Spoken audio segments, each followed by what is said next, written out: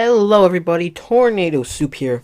So, if you follow comic book news at all, you've probably seen that Superman is to reveal his secret identity to the world as part of Brian Micheal Bendis' ongoing run on the Superman and Action Comics titles.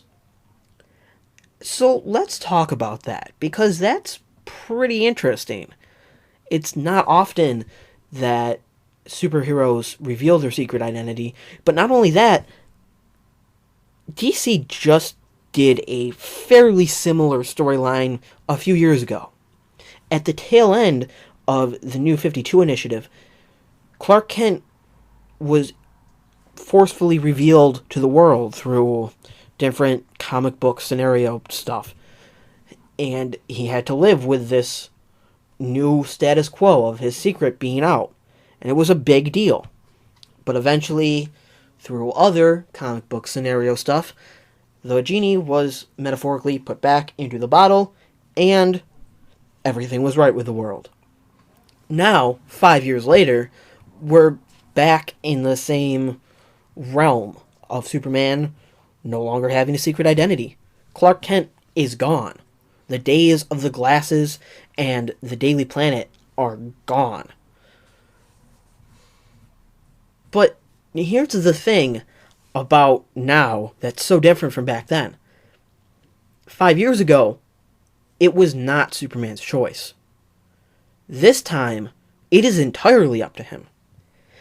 And it's not even like when Peter Parker revealed his secret identity during Marvel's Civil War. During that, he felt pressured to do it because he felt that it was the right thing. Everything was kind of going crazy in the Marvel Universe. Superheroes were fighting each other, and there were people dying, and he felt that it was the best choice, but he did it out of pressure. And things went pretty poorly afterwards. His aunt got shot, he sold his marriage to the devil. Hopefully that's not going to happen this time, because Superman is married, and Bendis was working at Marvel during that time, so he could have picked something up from Quesada. Let's not focus on that, because that would be awful. But the point is, Superman is doing this completely of his own volition. He believes that it's the best choice, not because of some war that's going on, but because he's just trying to be helpful. He's trying to evolve his ability to save lives. After taking a long, hard look at himself, Superman is suddenly reevaluating how he does business. And he's changing things. He's evolving. He's going to shed his role as Clark Kent, which means leaving the Daily Planet behind, as there are certain ethical issues of the top news story reporting on the top news story. And it would seem that he's taking on the role of some sort of galactic ambassador for the planet Earth. Now, there's quite a bit of potential here. So as you also probably know, Bendis has brought back the Legion of Superheroes.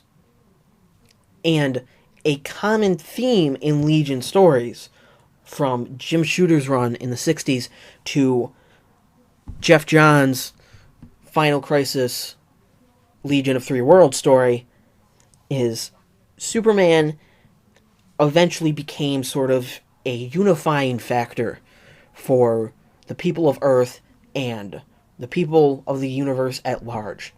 He allowed for an entire galactic democracy to form, which is known as the United Planets. He is a major part of human-alien harmony and completely shapes the world in which the Legion live in. It would seem that this role of a galactic ambassador would be moving the DC universe towards this.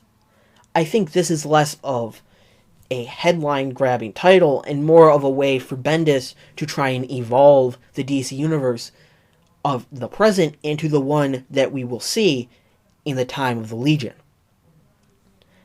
And there's a lot of potential with that. There's a lot that can happen, a lot of things that can go right because of that. He's building towards something that has kind of been built towards for decades now. He's making the usually stagnant world of comic books into something more dynamic and tying it all together. Now, I have to say, I haven't read the majority of Bendis' Superman.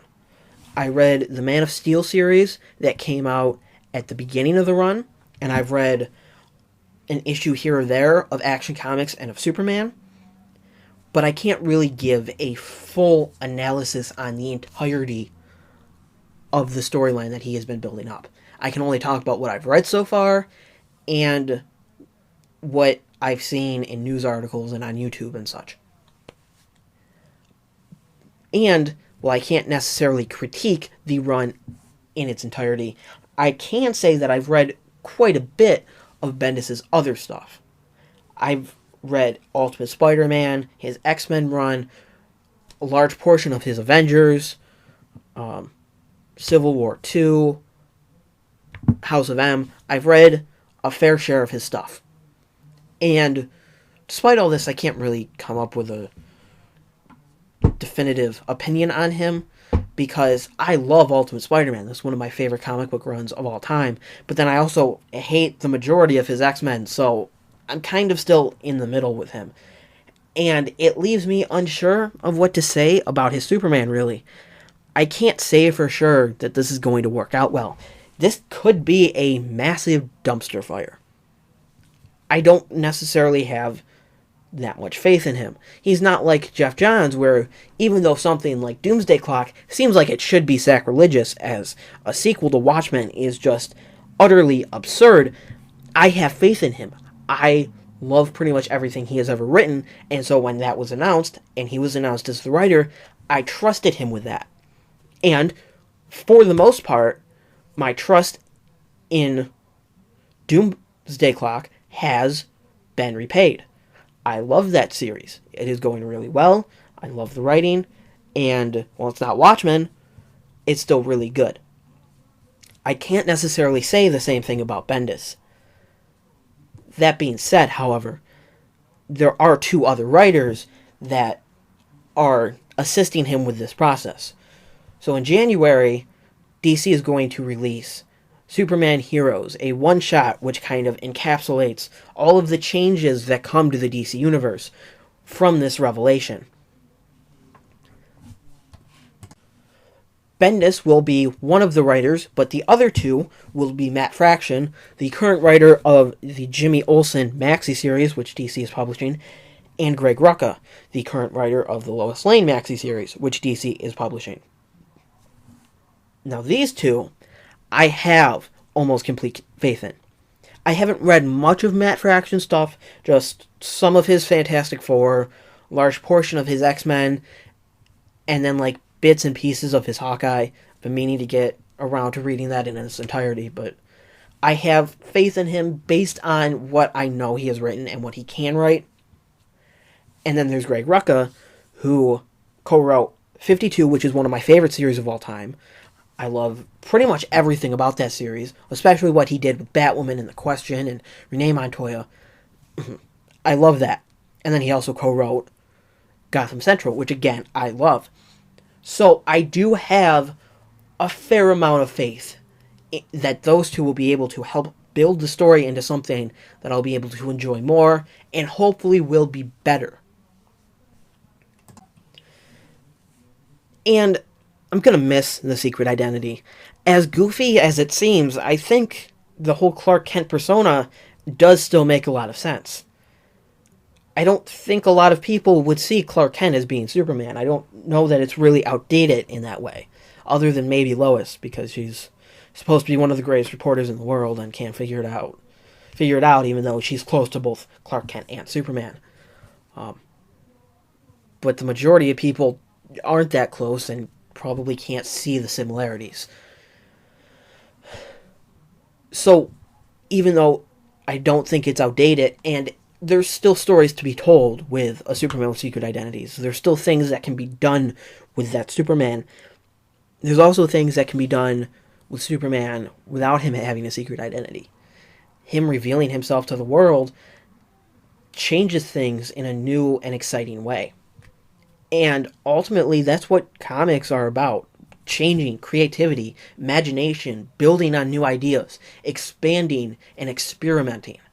And you know what? Maybe it won't work out. Maybe it will become a giant dumpster fire. I don't know. But the great thing about comics is they are continuous. When DC launched the New 52 in 2011, there were some major problems with it. Specifically with series like Catwoman and Superman. Among others, of course. And over time, they tried to fix it. They tried to take elements that work and replace and add new elements that they hoped would work. It didn't all work out, but they learned from it. They evolved. And eventually, in 2016, they started DC Rebirth, which is generally agreed upon to be better than the New 52. They took a lot of what was wrong with the New 52 and replaced it with old things that worked or new things that also worked. And they also took what did work for the New 52 and continued it in through Rebirth. So hopefully, even if this is a disaster, even if this goes down in history as one of the worst comic book storylines of all time, they can fix it. They can go back and retcon it and change it, just like last time Superman's secret identity was revealed. And they can go back to normal. Go back to business as usual. And then we can just forget about it. It doesn't have to bother us anymore.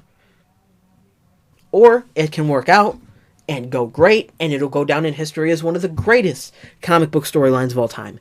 And then we'll have something that we love.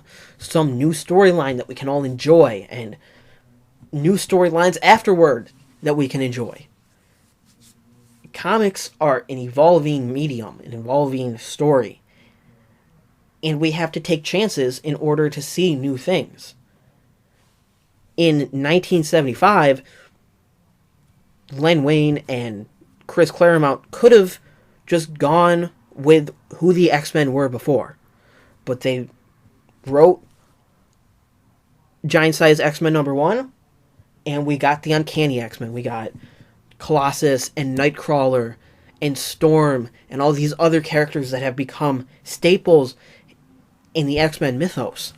That wouldn't have happened without major changes and the acceptance of the evolution of comic book storylines. So we have to be embracing of change. We have to be ready for things to change, because a lot of the times it can work. And maybe this won't work. I don't know. I can't say for sure if it will work. Maybe it will help strengthen the ties between modern-day DC and the far-flung future of the Legion. Maybe it won't. Maybe it is just a headline grabber sort of storyline. I don't know. There's not much else I can say. But I'm going to trust it. I think there's a lot that can be done. I think there's ideas that can grow out of this. I think the change could be good.